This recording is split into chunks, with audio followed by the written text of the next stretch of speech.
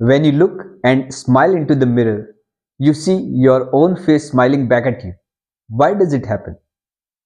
Just because of reflection of light. Reflection of light कब होता है? जब रेज ऑफ लाइट किसी रिफ्लेक्टिंग सरफेस पे स्ट्राइक करती है और बाउंस बैक कर जाती है।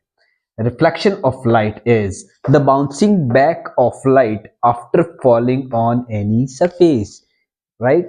ठीक है, रे इंसिडेंट रे आई, रिफ्लेक्टिंग सरफेस पे स्ट्राइक करी और बाउंस बैक हो गई, मतलब किसी सरफेस पे स्ट्राइक करके किसी डायरेक्शन में बाउंस हो जाना क्या होता है? रिफ्लेक्शन ऑफ लाइट होता है। रिफ्लेक्शन ऑफ लाइट समझने के लिए हमें कुछ टर्म्स समझने होंगे, जैसे कि इंसिडेंट रे, तो वो रे जो कि किसी भी रिफ्लेक्टिंग सरफेस पे आकर स्ट्राइक करती है वो क्या कहलाती है? Incident ray. सेकंड, वो रे जो आफ्टर स्ट्राइकिंग बाउंस बैक कर जाती है वो कहलाती है reflected ray.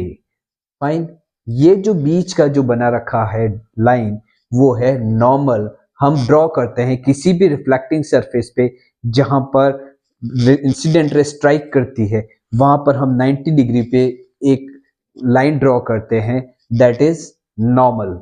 Now angle of incidence, normal और इंसिडेंट रे के बीच का जो एंगल होता है वो कहलाता है एंगल ऑफ इंसिडेंस। और रिफ्लेक्टेड रे और नॉर्मल के बीच का जो एंगल होता है वो कहलाता है एंगल ऑफ रिफ्लेक्शन। नाउ कुछ लॉज हैं, लॉज ऑफ रिफ्लेक्शन है। क्या है ये? Incident ray, reflected ray and normal, three things are there: incident ray, reflected ray and normal at the point of incidence, all lie in same plane, सब एक ही plane में होते हैं। ये पहला रूल है, ठीक है, कि जो इंसिडेंट रे होगी, fine, if suppose there is an incident ray यहां स्ट्राइक कर रही है, स्ट्राइक करने के बाद इस डायरेक्शन में रिफ्लेक्टेड रे बन रही है। इंसिडेंट रे स्ट्राइकिंग के बाद बाउंस बैक हुई, रिफ्लेक्टेड रे, इसके बीच में मैं यहाँ खींचूंगा एक नॉर्मल। फाइन, तो ये क्या है? तीनों एक ही प्लेन में है। सेकंड जो लॉ है वो क्या कह रहा है?